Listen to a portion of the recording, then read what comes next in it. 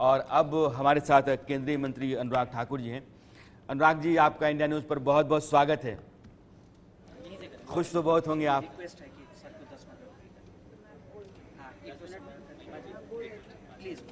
अनुराग जी, आप राणा यशवंत बोल रहा हूँ, आपको मेरी आवाज़ आई? नमस्कार यशवंत जी, कैसे हैं आप? मैं बिल्कुल ठीक हूँ। मैं कह रहा हूँ कि ये बधाइयाँ आपको बहुत मिल रही होंगी और ये ऐसा है कि तमाम अटकलें, तमाम अनुमान, तमाम एग्जिट पोल सब जो है वो धरे मुंह रह गए। आपकी पार्टी की इस जीत के पीछे बड़ा कारण आप क्या मानते हैं? ये जीत खास है, मोदी जी पर विश्वास है। जनता ने दिखा दिया कि एक ही व्यक्ति की गारंटी चलती है, मोदी की गारंटी। मोदी मैजिक चला है और मैं ये कहूँगा कि जनता ने देख लिया कि कांग्रेस ने बड़े बड़े वायदे और दावे किए थे, 5 साल में सारे धराशायी हो गए और वायदे भी विफल हो गए, फेल हो गए, मुकर गए कांग्रेस के लोग। और भ्रष्टाचार, भाई भतीजावाद, इससे मुक्ति कांग्रेस से चाहते थे जनता और वो उनको मिली है। हमने मोदी जी का चेहरा जनता के सामने रखा और जनता ने बम्पर जीत, ऐतिहासिक जीत भारतीय जनता पार्टी की करवाई। ये बड़ी रणनीतिक जीत है और पार्टी की जो स्ट्रैटेजी रही है कि प्रधानमंत्री को आगे करके मैदान में उतरें, वो कामयाबी लेकर के आई है, इसमें कोई दो राय नहीं है। मैं बारी बारी से राज्यों पर आता हूँ। राजस्थान, अशोक गहलोत की सरकार ने कई योजनाएं अपने जरिए शुरू की। एक चिरंजीवी योजना है, 25 लाख की जगह 50 लाख उन्होंने उसमें कर दिया। एलपीजी उन्होंने 500 रुपये कर दिया, बीजेपी ने 450, तो उन्होंने कहा कि हम 400 कर देंगे। बिजली और पानी मुफ्त का इंतजाम करने की कोशिश की, लेकिन पब्लिक ने उसको खारिज कर दिया। कारण क्या मानते हैं आप? मैं आपको 2-3 उदाहरण देता हूं इसके। कांग्रेस ने युवाओं से कहा था कि उनको बेरोजगारी भत्ता देंगे, नहीं दिया। कहा था रोजगार देंगे, बदले में पेपर लीक दिए और 19 पेपर लीक हुए राजस्थान में। महिला अपराध अत्याचार में नंबर 1 राजस्थान आया। इसी तरह से छत्तीसगढ़ में तो भ्रष्टाचार का अड्डा ही कांग्रेस ने बना दिया। फुल टाइम एटीएम, यानी कि एटीएम था कांग्रेस के लिए, लूटो और कांग्रेस को पालो पोसो।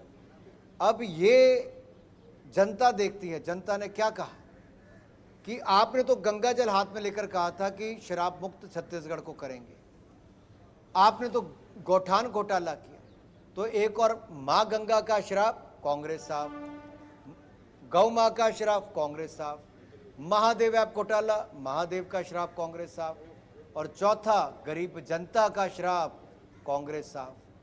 तो जब आप झूठ बोलोगे, थोड़ी देर तो चलोगे लेकिन ज़्यादा देर नहीं चल पाओगे। और मैं इसलिए कहना चाहता हूँ आप सबके सामने, हिमाचल में भी उन्होंने झूठी गारंटियाँ दी और पूरी तरह से 1 साल में विफल हुए। ना महिलाओं को 1500 रुपये मिला, ना 2 रुपये किलो गोबर और 100 रुपये लीटर दूध खरीदा गया, ना बागवानों को मनचाही कीमतें मिली और ना ही 300 यूनिट बिजली के मुफ्त में मिले, ना 600 करोड़ रुपये का स्टार्टअप फंड लगा, ना 1 लाख युवाओं को नौकरियां मिली। जो कहा था उसमें से कुछ नहीं किया। और हमने हर राज्य में जाके बताया कि कांग्रेस ऐसे झूठे वायदे करती है और कुछ नहीं करती। एक और तो कांग्रेस का चेहरा बेनकाब हुआ, दूसरी ओर मोदी जी, जिनके ऊपर आज दुनिया को विश्वास है, दुनिया के सर्वाधिक लोकप्रिय नेता है, उनकी गारंटी लोगों को पसंद आई कि मोदी जी ने 4 करोड़ पक्के मकान बनाकर दिए, 10 करोड़ रसोई गैस के सिलेंडर दिए, 12 करोड़ शौचालय बनाकर दिए, 13 करोड़ घरों को नल से जल की सुविधा दी, हर घर हर गांव तक बिजली पहुंचाई, 60 करोड़ लोगों को 5 लाख का इलाज मुफ्त में दिया, 80 करोड़ गरीबों को अगले 5 साल तक भी अनाज बिल्कुल मुफ्त मिलता रहेगा। ये कोई नहीं कर पाया जो मोदी जी ने करके दिखाया, गारंटी से भी ज्यादा काम करके दिखाया। अनुराग जी, अभी आपने छत्तीसगढ़ का जिक्र किया और आपने महादेव ऐप का भी जिक्र किया। बहुत हद तक जो छत्तीसगढ़ के आंकड़े हैं ये बता रहे हैं कि आपकी पार्टी ने जाकर के लोगों के बीच में कहा कि सरकार ने जो वायदे किए थे वायदे पूरे नहीं हुए, आप ये देखिए, ये देखिए, ये देखिए। लोगों ने भरोसा किया आपकी बातों पर। लेकिन महादेव ऐप, यह एक बड़ा बवाल आकर के खड़ा हुआ और भूपेश बघेल बार बार ये कहते रहे कि ये बीजेपी का चुनावी तिकड़म है, लेकिन चुनाव नतीजे बताते हैं कि महादेव ऐप ने भी आपकी जीत में एक बड़ी भूमिका निभाई होगी। महादेव ऐप से पहले एक और थी, भूपे ऐप, जो भारतीय जनता पार्टी ने लॉन्च की और मैं उसको करने के लिए गया भी था। मैंने एक ही लाइन में कहा, भ्रष्टाचार करो और भूपे करो, यानी कि पैसे लूटो और भूपेश बघेल को पेमेंट करो।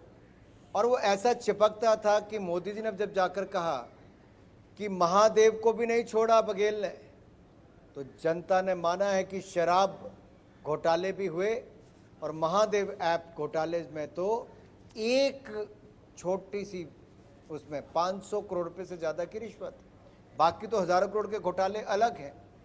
तो गली गली गांव गांव पता था कि ये बघेल जी की सरकार नहीं, भ्रष्टाचार की सरकार है।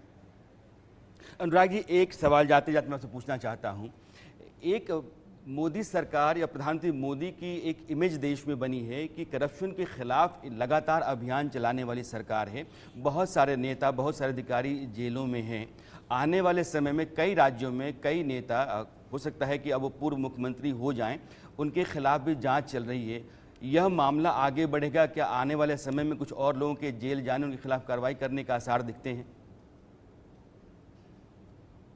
देखिए, अगर आप देखें दिल्ली में स्वास्थ्य मंत्री से लेके शराब मंत्री से लेके उनके सांसद तक भ्रष्टाचार के चलते जेल में, जिनको श्रीमान अरविंद केजरीवाल जी 1.5 साल से ईमानदारी का सर्टिफिकेट दे रहे हैं, वो जेल में हैं। चाहे सत्येंद्र जैन जी हों, मनीष सिसोदिया जी हों, संजय सिंह जी हों, लेकिन अभी किंगपिन बाहर है। अब ये तो भ्रष्टाचार के खिलाफ तो जांच एजेंसियां काम करती हैं, जब उनको करना है वो करेंगी और कोर्ट्स को भी उस पर निर्णय करने होते हैं। मैं तो इतना ही कहूँगा, भ्रष्टाचार मुक्त भारत हो, ये संकल्प हमने लिया है और उसके चलते जांच एजेंसियों को स्वतंत्र है जो कार्रवाई करनी वो करें। लेकिन जनता इस बात से बहुत खुश होती है कि जनता के हक और देश का पैसा लूटने वालों के खिलाफ कड़ी कार्रवाई हो। अनुराग जी, बहुत बहुत शुक्रिया आज जुड़ने के लिए, अपनी बात रखने के लिए। आपको और आपकी पार्टी को बहुत सारी शुभकामनाएं इस जीत के लिए।